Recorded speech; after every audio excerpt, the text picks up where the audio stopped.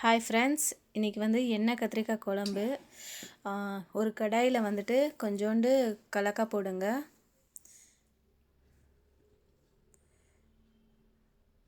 கலக்காய் கொஞ்சம் ஃப்ரை பண்ணுங்க. கலக்காய் கூட வந்துட்டு எள்ளு போடுங்க. ஒரு 2 டீஸ்பூன் எள் போடுங்க. எள்ளு போட்டு வதக்குங்க. ஒரு 4-5 காஞ்ச மிளகாய் போடுங்க.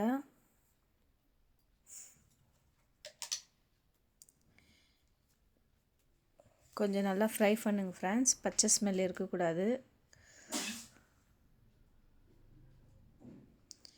கொஞ்சம் சீரகம், 2-3 மிளகு போடுங்க. போட்டு கொஞ்சம் நல்லா ஃப்ரை பண்ணுங்கள். புளி வந்துட்டு ஒரு பவுலில் போட்டு தண்ணி ஊற்றி வைங்க. கத்திரிக்காய் வந்துட்டு நல்லா கட் பண்ணிக்கோங்க ஸ்டஃபிங் பண்ணுறதுக்கு. தண்ணியில் போட்டு வைங்க ஃப்ரெண்ட்ஸ். வெங்காயம் கட் பண்ணி வச்சுக்கோங்க. வெங்காயம் தக்காளி ரெண்டுமே கட் பண்ணி வச்சுக்கோங்க. மசாலா ஃப்ரை ஆனோடனே சில்லுன்னு ஆகிட்டு பக்கம் மிக்சியில் போடுங்க. மிக்சியில் போட்டு ட்ரையாக அரைச்சிக்கோங்க.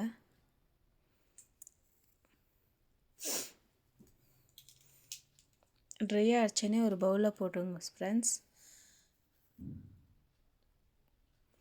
கொஞ்சம் சால்ட் போடுங்க. சால்ட்டு போட்டு மிக்ஸ் பண்ணுங்கள். கொஞ்சோண்டு அந்த புளி கரைச்சிருக்கிற கொஞ்சம் தண்ணியை மட்டும் இதில் ஊற்றுங்க.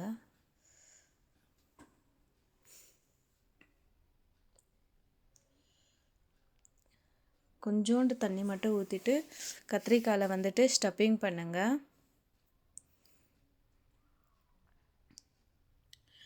ஃப்ரெண்ட்ஸ், இந்த எண்ணெய் கத்திரிக்காய் குழம்புக்கு வந்துட்டு கொஞ்சம் ஆயில் அதிகமாக இருக்கணும். அப்போ தான் டேஸ்ட்டு ரொம்ப நல்லா இருக்கும்.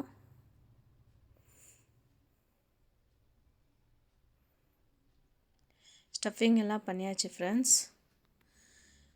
ஒரு கடாயில் வந்துட்டு ஆயில் விட்டுக்குங்க.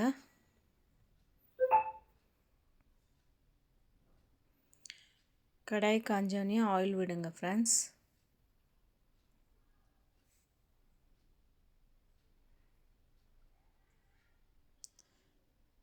கொஞ்சம் அதிகமாகவே ஆயில் விட்டுக்குங்க.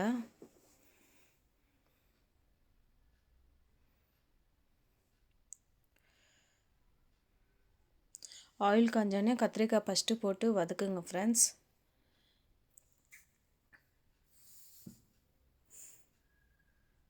கத்திரிக்காய் முழுசாக இருந்தால் தான் ரொம்ப நல்லாயிருக்கும் சாப்பிட்றதுக்கு. ஏன்னா அந்த மசாலா ஸ்டஃபிங் பண்ணியிருந்து ரொம்ப டேஸ்ட்டாகவும் இருக்கும்.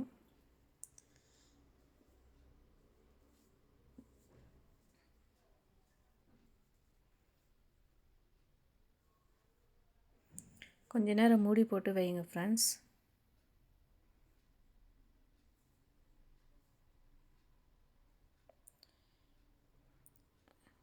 மூடி எடுத்துகிட்டு கொஞ்சம் மிக்ஸ் பண்ணுங்கள். லேசாக பண்ணோம் ஃப்ரெண்ட்ஸ், இல்லைன்னா மசாலாலாம் கீழே இறங்கிடும். உங்களுக்கு கத்திரிக்காய் பார்க்கும்போதே தெரியும் எவ்வளோ கொஞ்சம் நல்லா ஃப்ரையாக எவ்வளோ கலர்ஃபுல்லாக இருக்குதுன்ட்டு. இன்னும் கொஞ்சம் நேரம் மூடி போட்டு வச்சுட்டு எடுத்துகிட்டு அந்த கத்திரிக்காய் எல்லாமே எடுத்துடுங்க ஒரு பிளேட்டில். ஃப்ரெண்ட்ஸ், அந்த ஆயில் எடுத்துடுங்க, ஃப்ரை பண்ண ஆயில். லைட்டாக ஆயில் விட்டுட்டு கடுகு போடுங்க. ஏன்னா அதுலேயே கடுகு போட்டால் கொஞ்சம் பொரிக்காது, தீஞ்சிடும்.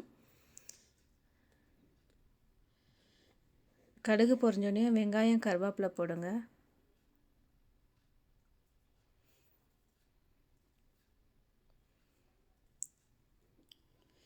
இப்போ இதில் ஆயில் பற்றல, அந்த ஆயில் கத்திரிக்காய் ஃப்ரை பண்ண ஆயில் வந்து இதில் ஊற்றிடுங்க. ஊற்றி வதக்குங்க.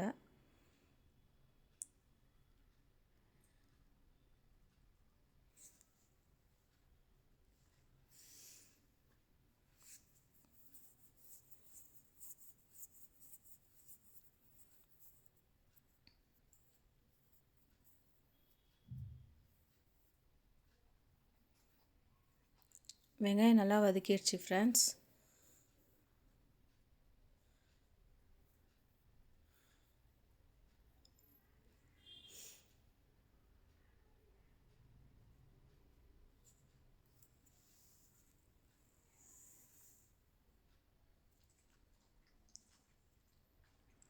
நல்லா கொஞ்சம் வெங்காயம் வதக்கணும் ஃப்ரெண்ட்ஸ்.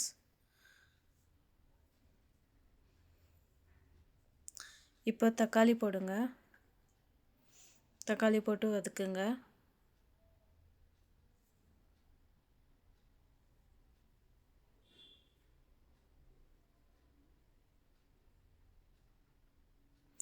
இஞ்சி பூண்டு பேஸ்ட்டு 1 ஸ்பூன் போடுங்க ஃப்ரெண்ட்ஸ்.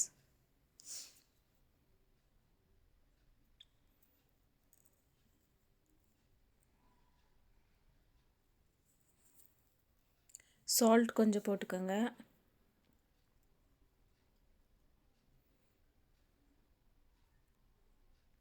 ஃப்ரெண்ட்ஸ் நல்லா வதக்குங்க. சால்ட் போட்டோன்னே மஞ்சள் போடுங்க. தனியாப்பொடி ஒரு 2 ஸ்பூன் போடுங்க ஃப்ரெண்ட்ஸ். 1 ஸ்பூன் மிளகாய் பொடி போடுங்க. போட்டு நல்லா மிக்ஸ் பண்ணிவிடுங்க. மிக்ஸ் பண்ணிவிட்டு கத்திரிக்காய் போடுங்க. பாருங்கள் ஃப்ரெண்ட்ஸ், கத்திரிக்காயெலாம் போட்டாச்சு. நான் மசாலையில் போட்டுட்டு கொஞ்சம் தண்ணி விட்டுக்கோங்க. தண்ணி ஊற்றிட்டு சால்ட் கொஞ்சம் போட்டுக்கோங்க. எனக்கு சால்ட்டு கம்மியாக இருந்துச்சு. புளி கரைச்ச தண்ணி ஊற்றிடுங்க ஃப்ரெண்ட்ஸ். ஊற்றி நல்லா கலக்குங்க. புளி தண்ணி ஊற்றி நல்லா மிக்ஸ் பண்ணுங்கள் ஃப்ரெண்ட்ஸ்.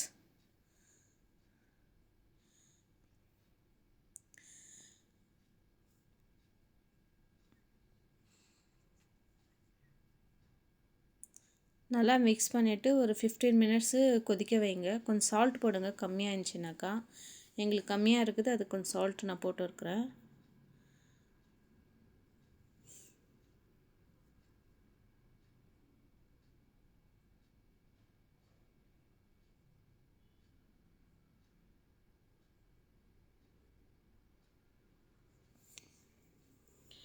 ஃப்ரெண்ட்ஸ், மசாலா, எண்ணெய், கத்திரிக்காய் எல்லாமே வந்துட்டு கரெக்டாக பக்குவமாக இருக்கணும் ஃப்ரெண்ட்ஸ். மூடி போட்டு ஒரு 15 மினிட்ஸ் கொதிக்க விடுங்க. கொதிக்க வச்சுட்டு பாருங்கள் உப்பு காரம் எல்லாமே. ஃப்ரெண்ட்ஸ், கொஞ்சோண்டு வந்துட்டு வெல்லம் போடுங்க.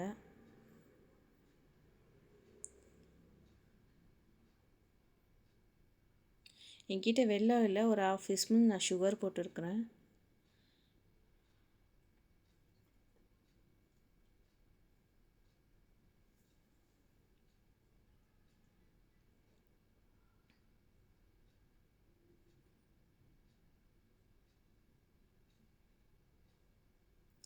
இது சப்பாத்திக்கு, ரைஸுக்கு, களிக்கு எல்லாத்துக்குமே ரொம்ப நல்லாயிருக்கும் ஃப்ரெண்ட்ஸ். கொஞ்சம் மூடி போட்டுட்டு எடுத்து பாருங்கள். ஒரு 15 மினிட்ஸ் விட்டு நல்லா கொச்சிடும். ரெடி ஆகிடுச்சு ஃப்ரெண்ட்ஸ் எண்ணெய் கத்திரிக்காய் குழம்பு. எண்ணெய் பாருங்கள் நல்லா மேலே வந்திருக்குது. கத்திரிக்காய் கூட மசாலையும் நல்லா ஸ்டஃபிங் ஆகி நல்லா ஃப்ரையாக இருக்குது ஃப்ரெண்ட்ஸ். சூப்பராக இருக்கும். Thank you so much friends. Like பண்ணுங்கள், சப்ஸ்கிரைப் பண்ணுங்கள், பெல் ஐக்கான் கிளிக் பண்ணுங்கள். ப்ளீஸ் சப்போர்ட் பண்ணுங்கள்.